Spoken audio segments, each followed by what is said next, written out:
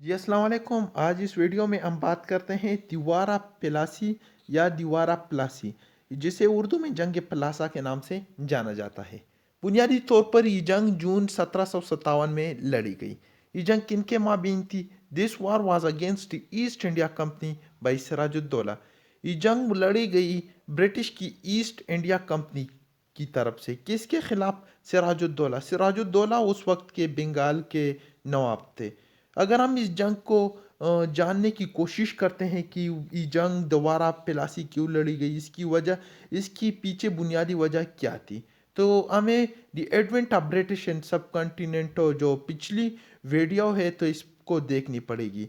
तो जैसे ये 1717 में औरंगज़ेब की इंतकाल हो जाती है और मुर्शिद कुली ख़ान जो है तो वो बंगाल को अपने ही एरिया डिक्लेयर करते हैं, मतलब मुग़ल एम्पायर से बंगाल चली जाती है। तो उस वक्त से ही जो ईस्ट इंडिया कंपनी थी तो उनके बंगाल के जो भी गवर्नर आता था तो उनके साथ तो क्रशेस शुरू हो जाती थी, क्योंकि वो ईस्ट इंडिया कंपनी एक तो ट्रेड करना चाहती थी बंगाल में और दूसरी तरफ से ये टैक्सेस भी नहीं देती थी। तो इसीलिए सिराजुद्दौला को इनके हथकंडों का पता था और ये जानते थे कि ये टैक्स भी नहीं देते हैं और ये इनके मकासद से खूब आगाह थे। तो इसलिए एक दिन इसने क्या किया, ये जंग क्यों स्टार्ट हुई, तो इसके पीछे जो वजह है तो सिराजुद्दौला एक दफ़ा कलकत्ता चले गए अपने फौज के साथ और वहाँ पर ईस्ट इंडिया कंपनी की एक किला थी जिसको पोर्ट विलियम के नाम से जाना जाता है। वहाँ पर तमाम ऑफिसर्स थे। तो सिराजुद्दौला ने 160 ऑफिसर्स को जो है तो गिरफ्तार किया और जैसे ही इसने इनको गिरफ्तार किया, जेल में डाला और इनकी जो जेल थी तो इंतहाई छोटी सी जेल थी और बहुत ही तारीकी थी इसमें। तो इसलिए ऑक्सीजन की कमी की वजह से या दूसरे मुश्किलात की वजह से एक दो अफसरान के सिवा सारे के सारे उस जेल के अंदर ही मर गए। और इसको हम हिस्ट्री में किस नाम से जानते हैं? Black hole tragedy of Calcutta के नाम से हम इसको जानते हैं। अब अगर हम नेक्स्ट कहते हैं तो उस वक्त तो ईस्ट इंडिया कंपनी के जो गवर्नर थे तो वो थे रॉबर्ट क्लाय। रॉबर्ट क्लाय को जब इसका पता चल जाता है तो वो इंतहाई गुस्सा हो जाते हैं और वो कहते हैं कि इस सिराजुद्दौला का तो कोई, इसको बस किसी तरीके से ही इस तख्त से हटाना है। तो इसके लिए इन्होंने मंसूबाबंदी की और कौन सी मंसूबाबंदी की? दिवा जो कर्नाटक वार के जो टेक्टिक्स थे, कर्नाटक वार जो फ्रेंच और ब्रिटिश के माबेन ये लड़ी गई थी इंडिया में। तो इसमें इन्होंने किन टेक्टिक्स का इस्तेमाल किया था कि लड़ो लड़ाओ और हुकूमत करो। तो ये इस तरीके से दो आदमियों के पास चले जाते हैं। इनमें पहला नंबर जो था तो क्या कौन था? वो था मीर जाफर। मीर जाफर सिराजुद्दौला की जो आर्मी थी तो उसका कमांडर था, यानी उसका सिपह सालार था, इसको लीड कर रहे थे। और दूसरा जो आदमी था तो वो था जगत सेठ जिसका ताल्लुक सेठ खानदान से था और ये अपोजिशन फैमिली थी, मतलब वो दरबार में इनका बड़ा हाथ था। तो रॉबर्ट क्लाइ ईस्ट इंडिया कंपनी के गवर्नर इन दोनों आदमियों को लालच देकर इनको खरीदते हैं।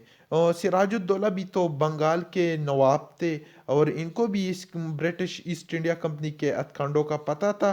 तो ये जाते हैं और ये फ्रेंच के साथ हाथ मिलाते हैं। फ्रेंच को हम देखते हैं कि फ्रेंच और ब्रिटिश इस वक्त एक दूसरे के काफ़ी मुखालिफ थे, क्योंकि हम देखते हैं कि कुछ अर्सा पहले इनके माबेन जो वार लड़ी गई थी तो वो कौन सी वार थी? द वार ऑफ सक्सेशन इनके माबेन लड़ी गई थी। इसी के अलावा जो तो दीवार ऑफ कर्नाटक भी इनके माबेन लड़ी गई है और इसके अलावा एक और वार जो है तो अमेरिका में, नॉर्थ अमेरिका में इनके माबेन जो लड़ी गई थी तो वो है सेवंथ एयर वार। तो फ्रेंच जो है तो ये काफ़ी आसानी के साथ सिराजुद्दौला की बात से मुत्तफिक हो जाते हैं और इसका साथ देते हैं। किन के खिलाफ? वो साथ देते हैं ब्रिटिश के खिलाफ। फ्रेंच की इस वक्त बंगाल में सिर्फ और सिर्फ वो चंद्रनगौर में इसकी डोमिनेंसी थी, मतलब ये चंद्रनगौर तक ही महदूद थे। अब अगर हम कहते हैं कि इसको वार ऑफ पिलासी क्यों कहा जाता है तो ये इस वक्त कलकत्ता से 93 किलोमीटर दूर एक शहर हो पिलासी, اس میں ہی جنگ لڑی گئی، اس لیے اس کو وارا پلاسی کہتے ہیں۔ تو میر سراج الدولہ جو ہے تو آرمی کو تیار کرتے ہیں، کلکتہ مارچ کر جاتے ہیں، اور اس کے بعد وہ جو بنگال کی کیپٹل تھی مرشد آباد، ادھر چلے جاتے ہیں۔ تو فرینچ آرمی بھی ان کے ساتھ تھی، اور یہ بھی یاد رکھیے کہ ان کی جو آرمی تھی تو برٹش کے مقابلے میں یہ 15 ٹائمز جو ہے تو یہ زیادہ تھی۔ مگر جیسے ہی جون 1757 میں جنگ لڑی جاتی ہے تو برٹش یہ جنگ جیت جاتی ہے، ایسٹ انڈیا کمپنی جنگ جیت جاتی ہے، اور یہاں سے ہی سراج الدولہ کی جو نواب تھے بنگال کے، تو یہ جنگ ہار جاتے ہیں، ان کا خاتمہ ہو جاتا ہے۔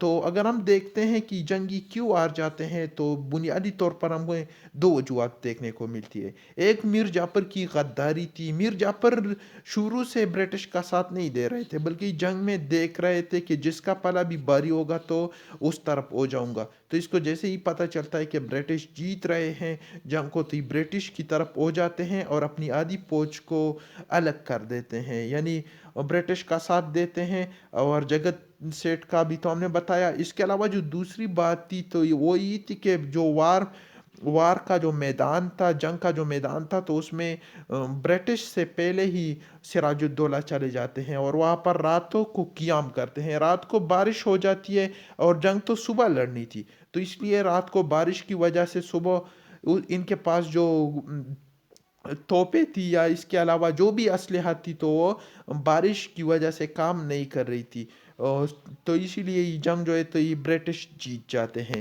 اب اس کا نتیجہ کیا نکل جاتا ہے؟ نتیجہ یہ نکلتا ہے کہ سراج الدولہ نواب کے تخت سے اٹھا دیے جاتے ہیں، یہ تو اس کو قتل کر دیا جاتا ہے۔